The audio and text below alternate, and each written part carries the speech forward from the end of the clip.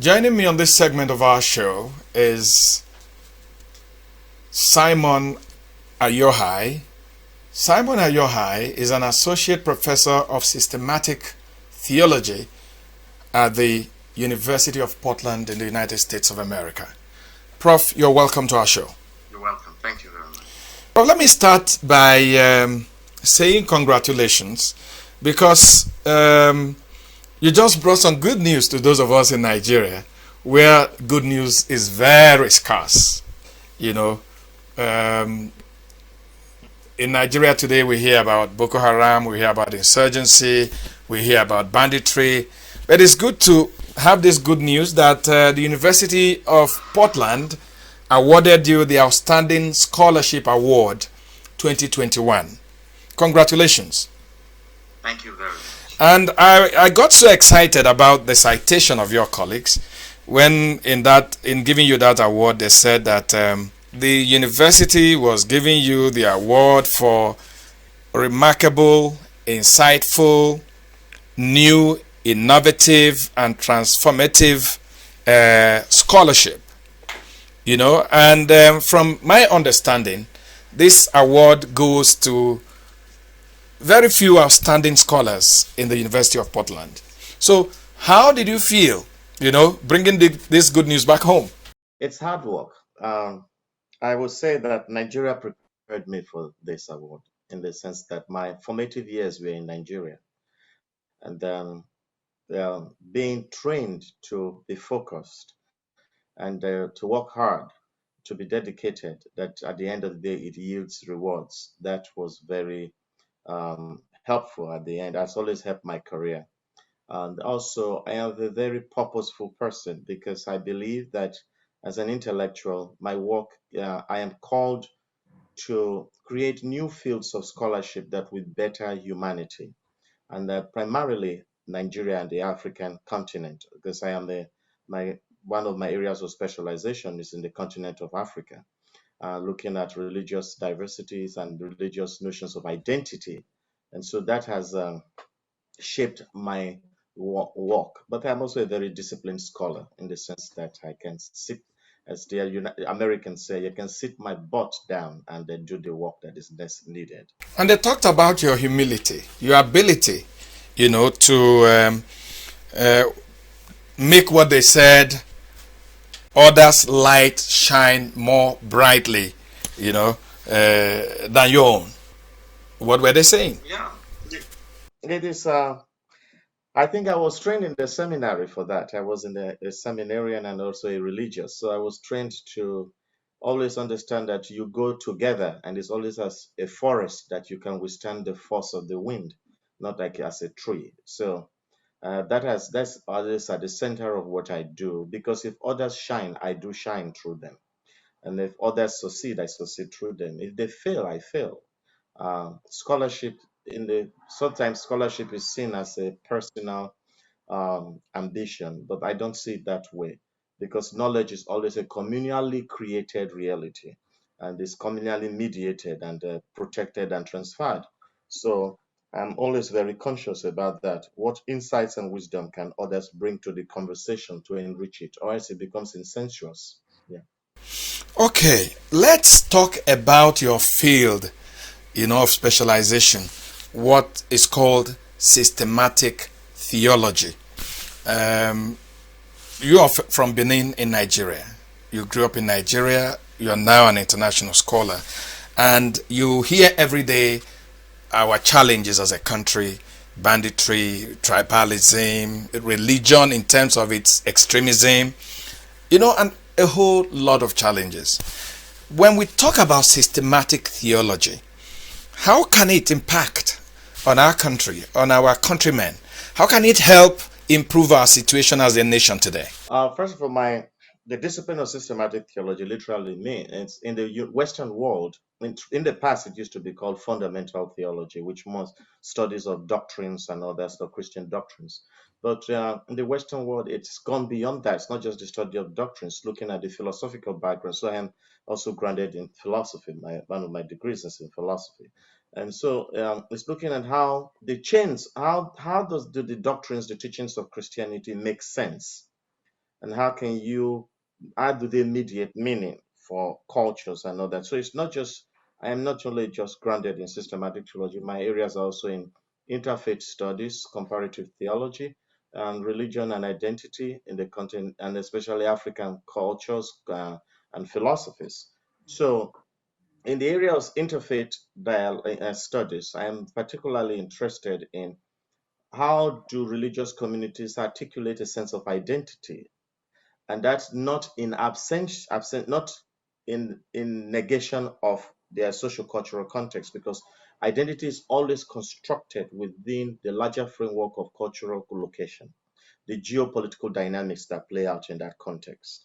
So, how, if I say I'm a Christian in Nigeria, what does a Nigerian Christian look like? What does it mean to be a Nigerian Christian? It is, you just say I'm a Christian devoid of the context is a lie. It doesn't make sense. After all, God became one human, became one of us in a concrete locality. And we say that God became one of the Jewish people, and through the Jewishness of God, we participate as Gentiles in that reality. So my work is looking at, for example, Nigeria is one of my major areas of research focus. My last monograph, my book was that came out in 2019, explored religious communities in Nigeria. I spent time studying particular town in Midwestern Nigeria that has three religious groups: Christianity, Islam, and indigenous religions, and to see what are the dynamics playing out. Why are they not killing themselves in the name of religion, in comparison to other parts of the country? And then that tells me a lot that the crisis Nigeria faces has to do with the crisis of identity and identity construction.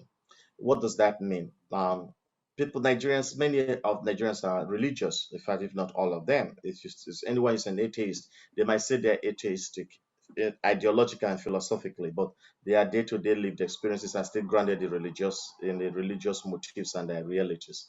So, what does it mean to be a Nigerian Muslim in relation to tribal identity? What does it mean to be a Nigerian Christian in relation to tribal identity and also economic realities?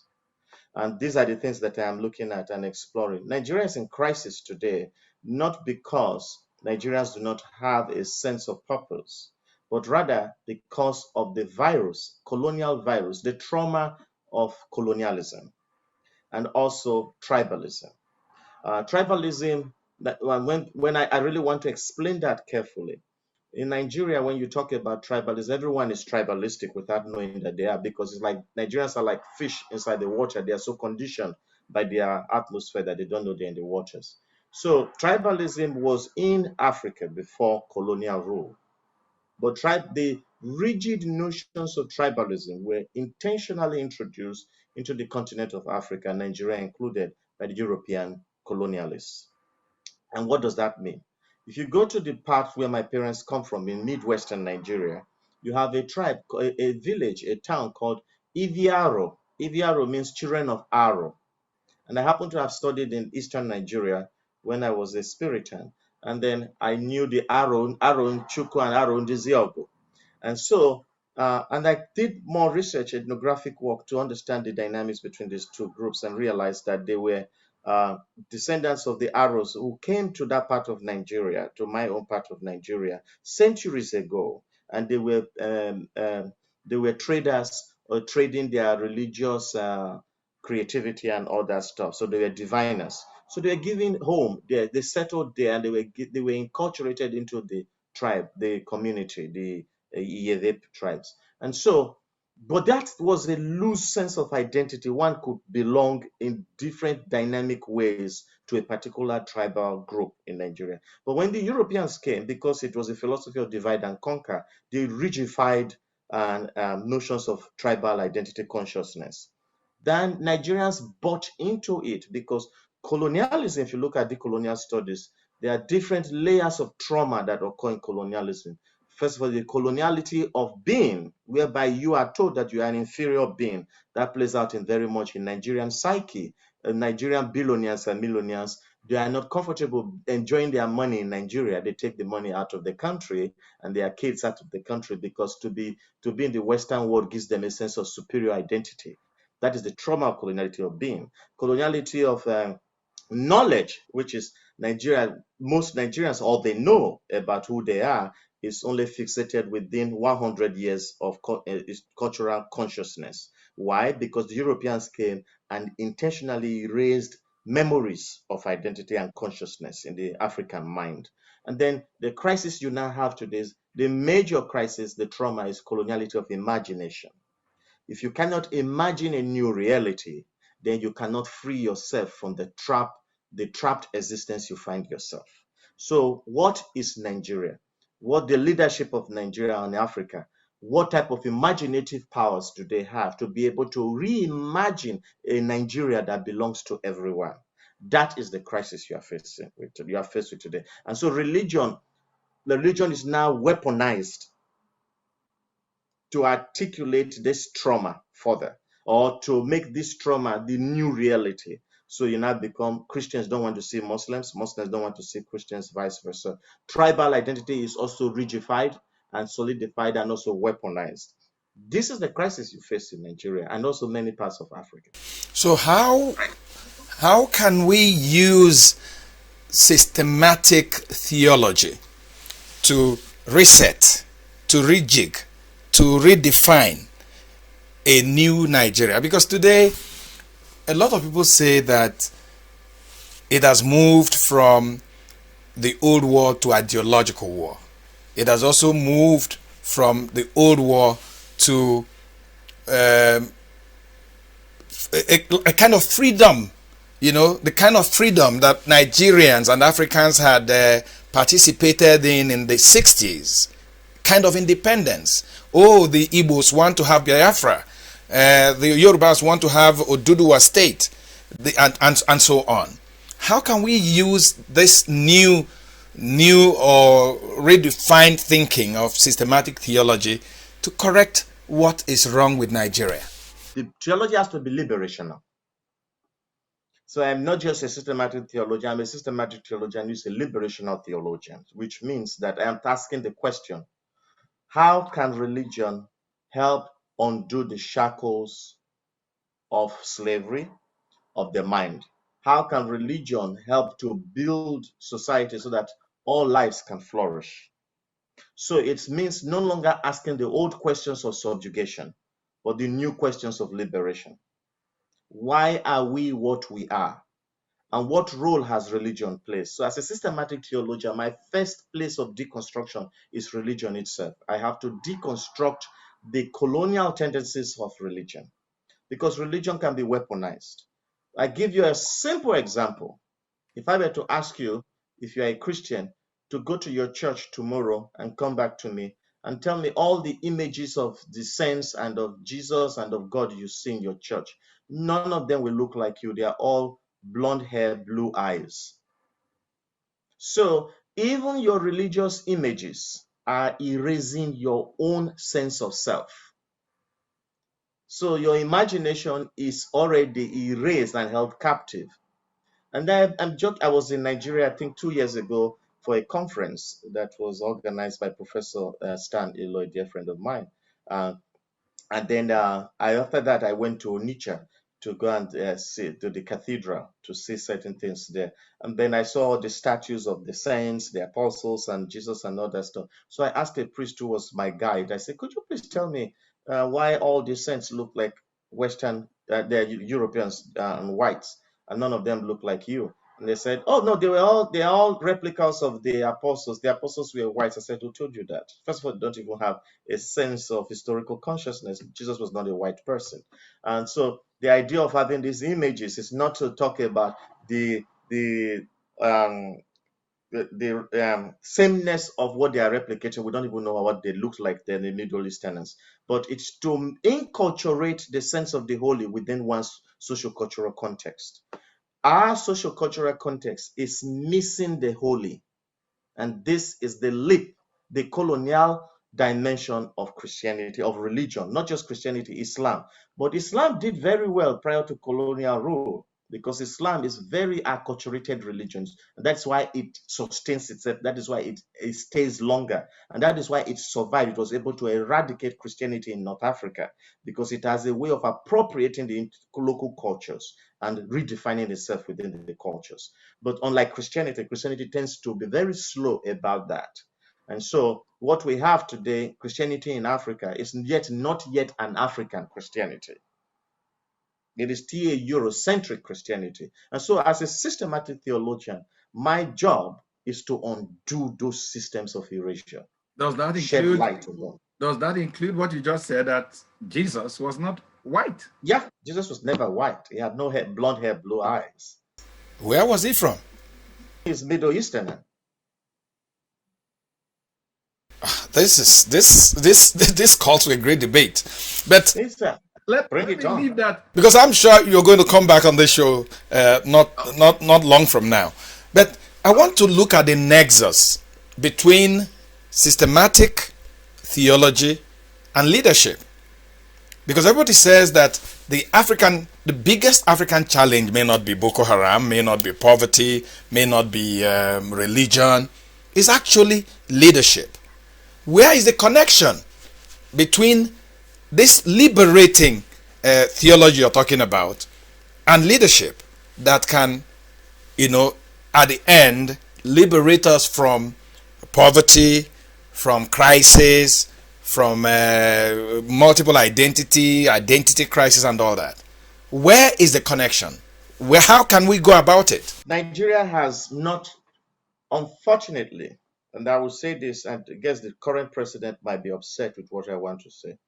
He is unfit to be president, and I will tell you why he's unfit. A military person who has been trained to think in a particular way, in a particular mindset, who also ended up overthrowing a civilian government, is not the right person you should be running to be the bastion of democracy. Psychologically, that is not possible. When he was running for office, I asked these following questions. How much does he know of democratic processes? And I was told that he said he has apologized for his role in destroying democracy in Nigeria. I said, okay, apologies is not enough. You need structures in place to ensure that he does not become a royalty, because Nigeria's presidency is still structured in a manner that it's a king yet without a crown, but it's the monarch that is ruling. If you look at the systems that are put in place, and that's also part of the problem you have. And so when you have a crisis in hand, what is his subconscious reversion to? It is the hard rule, because that is what he was conditioned to be. So it's not, the democracy is a cultural issue, practice. Nigeria does not have, in the so-called Nigeria of today, it does not have the culture of democracy. Forget all that nonsense you say, senators, representatives, and all that stuff. These are just persons who don't even understand the philosophy, political philosophy. If I were to ask the so-called head of your Senate, what is the political philosophy of his party that he is embracing, then you will be shocked to see that they don't even understand what I'm asking about. Because if somebody honestly knew and embraced a political philosophy, they would not be jumping from one political party after any time the wind blows to the next other political party so that they can be re-elected. So that already tells you that this is a caricature of the whole principle of democracy. So how do we do the reset? How do we change course? Because Nigeria actually needs to turn the curve. The change is not, this is the crisis Nigeria faces because of the trauma. It's a national trauma. Everyone is guilty of this trauma. And you cannot really comprehend it unless you step away. And then you will now look at Nigeria from afar. Then you say, oh, this is what's going on. Nigeria cannot reinvent itself. Forget that everyone is talking about the split. They should break up the country and everyone should go their ways, regions. You're still going to have the same problem. The problem is not just the Nigeria, it's within the consciousness of a Nigerian. A rigid sense of tribal consciousness is one of the serious issues underlining progress, diminishing progress in Nigeria. And why do I say that? If you vote me in, and I'm only more interested in my village, my town, my family, I will never be able to articulate policies that will benefit other parts of the country. This is what is happening. And even the Nigerians who are complaining that Buhari is not doing well, why are they complaining? It's not because of anything, but Buhari has not come to put roads or construct roads in their own village. Or Jonathan Goodluck, his own people were complaining, oh, he was not bringing resources to our own people, and these are his own people. The question I always ask, the places he erected those roads, were they not places inhabited by Nigerians? So in the subconscious, Nigerians are not yet thinking Nigeria. They are still thinking tribe. And that is intentional agenda that was put in place by the Europeans, by the British. The very origin of Nigeria was set to fail. Nigeria was set up to fail. If Nigeria was not set up to fail, the first thing Nigeria should have done is delegitimize this notion of tribal consciousness at its onset.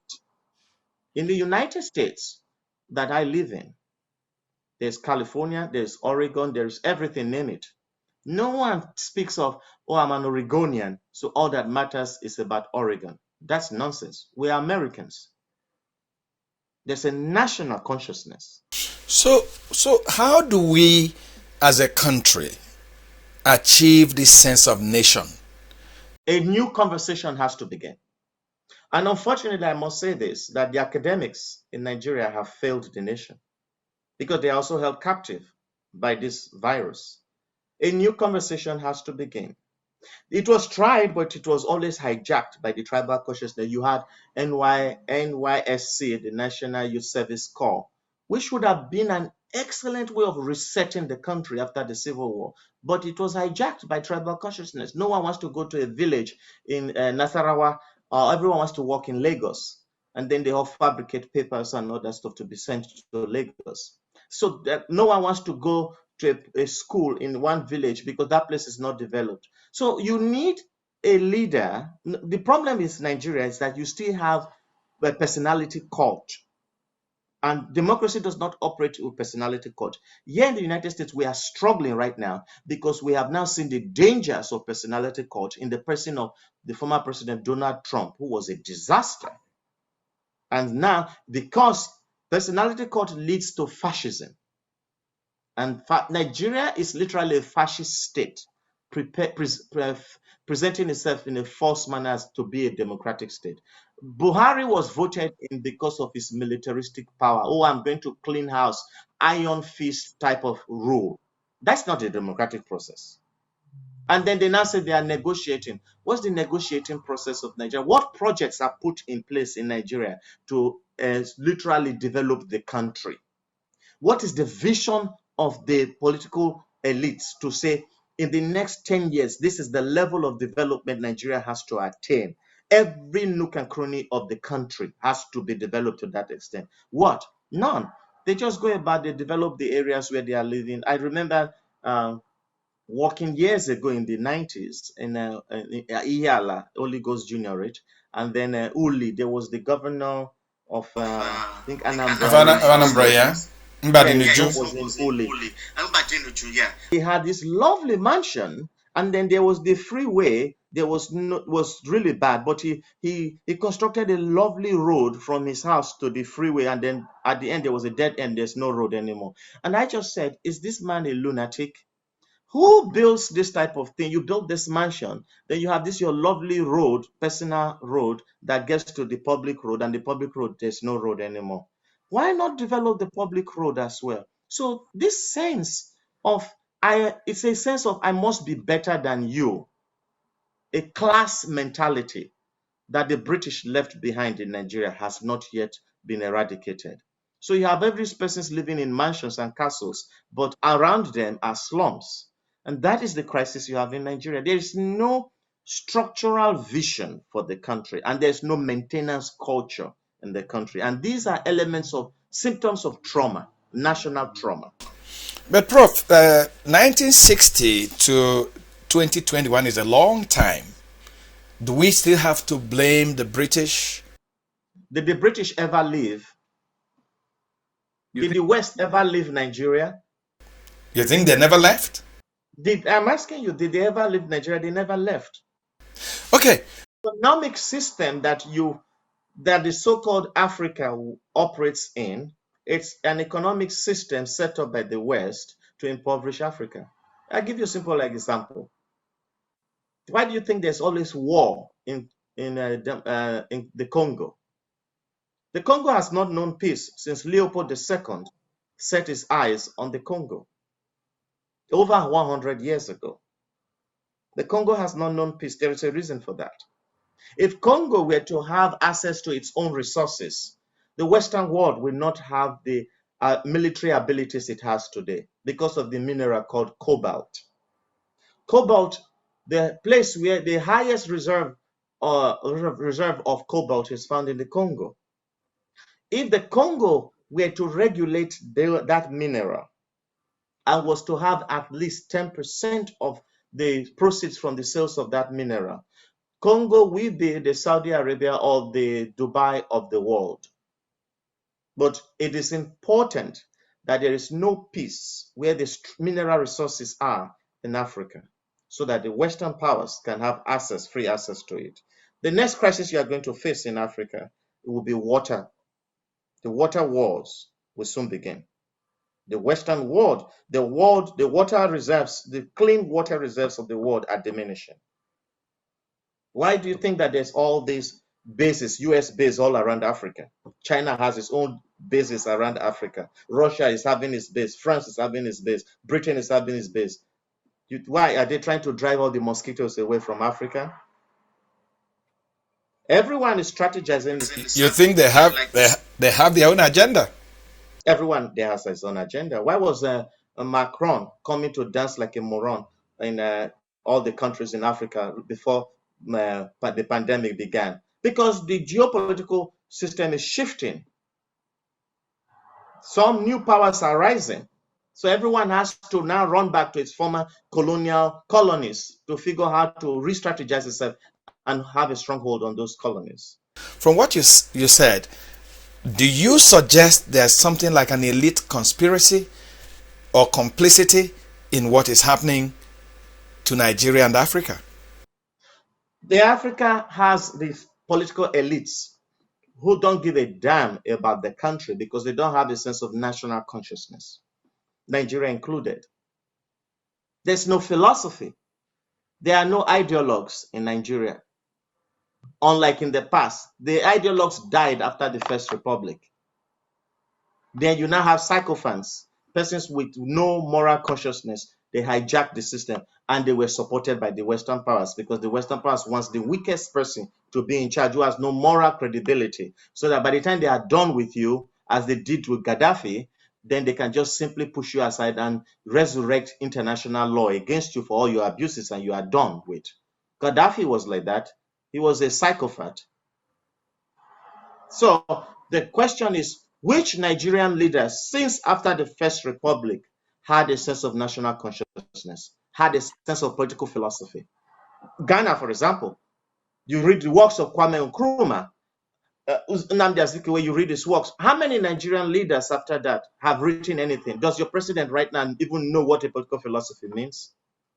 These are the questions you have to ask yourselves. But the question is, it's not Buhari's fault alone. It's Nigeria's problem.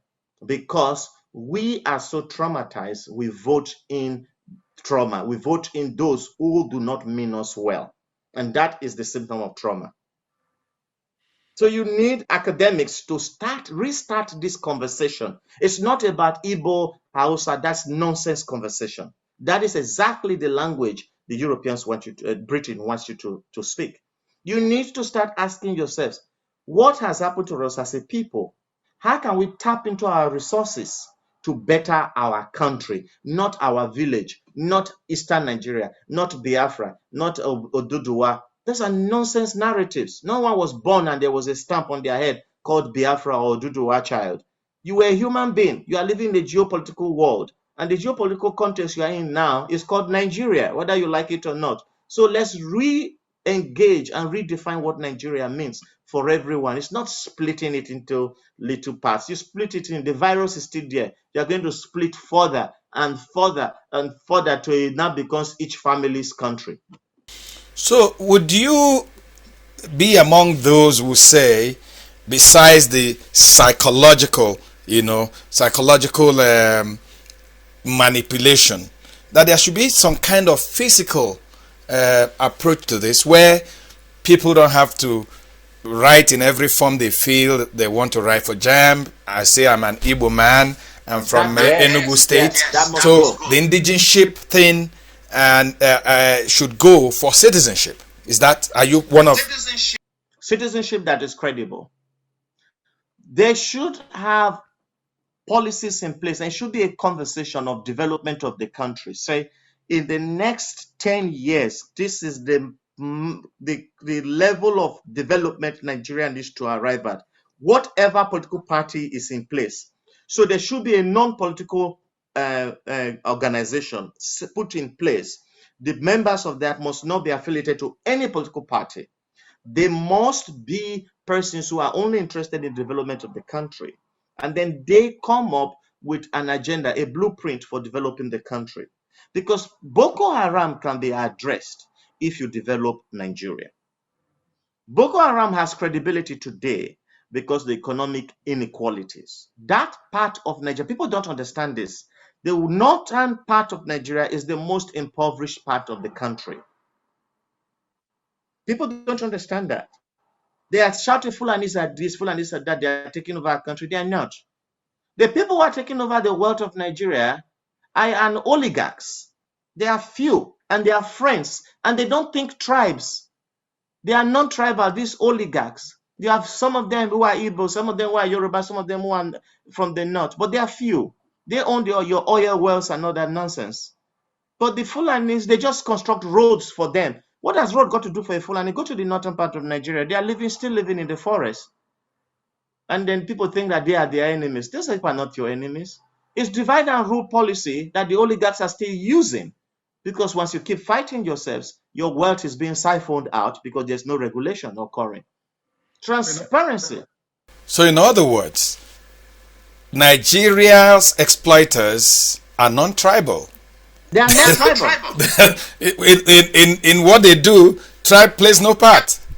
When they are sharing your process, the national wealth, they don't say Yoruba or Hausa or Igbo. They just share your wealth. Then you and the masses are the ones killing yourselves. Oh, Hausa, Yoruba, and they are busy. They are singing the song for you, and they are not even religious persons. And then they are marrying each other. Yep. And making sure that the rest of us are not part of what they're doing. Yes. And then you are killing each other.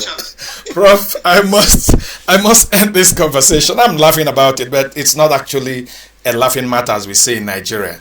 This is very serious. I must thank you for your insight, Professor Simon AIHIOKHA, systematic theology at the University of Portland in the United States of America.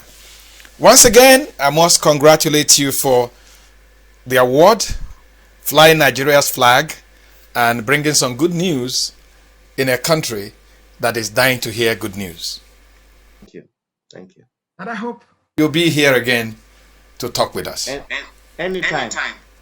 And tell Buhari I would like to have a conversation with him. Okay. I've been speaking with Professor Simon AIHIOKHA. He's an associate professor of systematic theology at the University of Portland in the United States of America. I'm Vin Martin Obiora Ilo. Thanks for watching.